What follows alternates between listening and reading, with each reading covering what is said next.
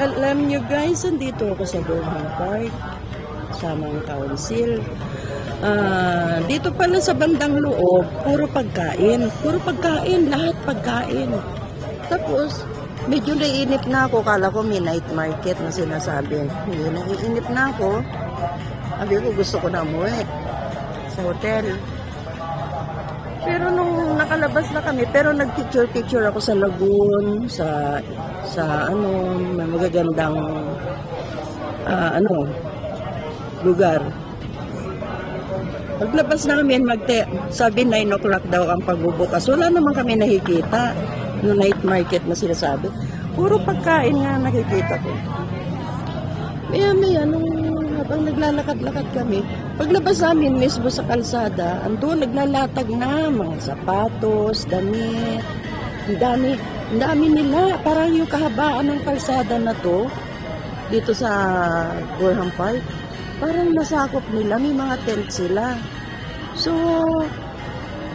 nag-aantayan kami. Mamaya titingin-tingin ako. Matuwa naman kasi ako. Kaya, wait ko. Pero ayoko na, natetempt man akong kumain. Hindi naman ako kagutuman ngayon. Ayokong kumain. Tubig lang ako. Kasi, nung matapos ang seminar namin ngayong hapon, ang nangyari, medyo kumain ako ng konti. Pero talagang parang hanggang ngayon, busog ako. So, ayan.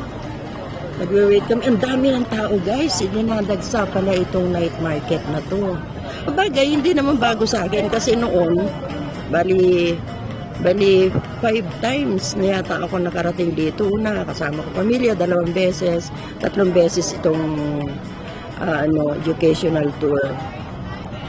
Kaya, nakikita ko na yan. Pero, panood-nood lang ako. Wala akong nabibili. Iikot ako ng iikot nga, titingin ako ng titingin, pero bandang huli wala akong nabili. Nagsasalawahan ba?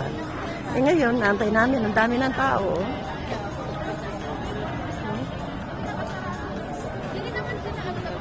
Pag nagbukas na sa labas, nalabas na kami, titingin-tingin. Kung may magustuhan ako, bibili ako. Ayan.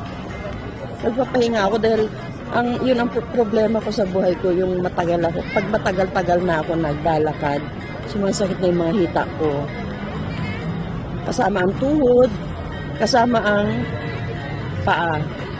So, kailangan ipahinga ko para maganda-ganda na naman ang lakad. Kasi pag tumatagal talagang halos parang pilay na ako sa paglalakad kapag mahabang nilalakad ko. So, ngayon, habang nag-aantay ng oras, andito muna kami sa labasan. Ngayon, dami na ng tao. Puro pagkain. Ang dami.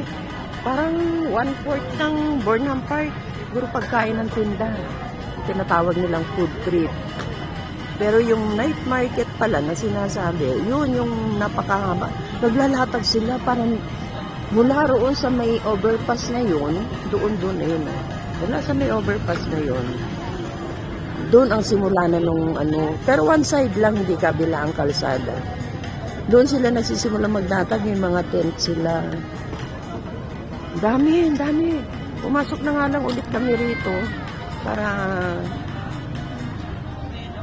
tingnan namin mamaya kung ano ang mga ilalatag. Pero nakapunta na rin ako nga riyan. Hindi nga lang nakakabili sa dami rin ng tao. At saka may kadiliman. Bihira ang may sariling ilaw. Kadalasan yung iba, maasa na lang sa ilaw ng poste. So, ganun guys. Bukas last day namin, 26. Or babalik kami sa Lingayen. Mag-i-stay ng another 1 day. Di ko alam. Depende yun sa kapitan. Guys, bye-bye muna. Maraming salamat sa inyong panunod. Nag-iipon ako ng video kasi hindi nga ako nakapag-live dahil lagi akong busy. Talagang busy, lalo na start na ng campaign sa 28. Siyempre, aalalay tayo sa ating mga gustong kandidato. Hindi ma-required, hindi rin obligasyon, pero kailangan gawin namin. Ganon. Ang ganda ng paligid guys. Bye-bye muna guys. Bye-bye. Love you all.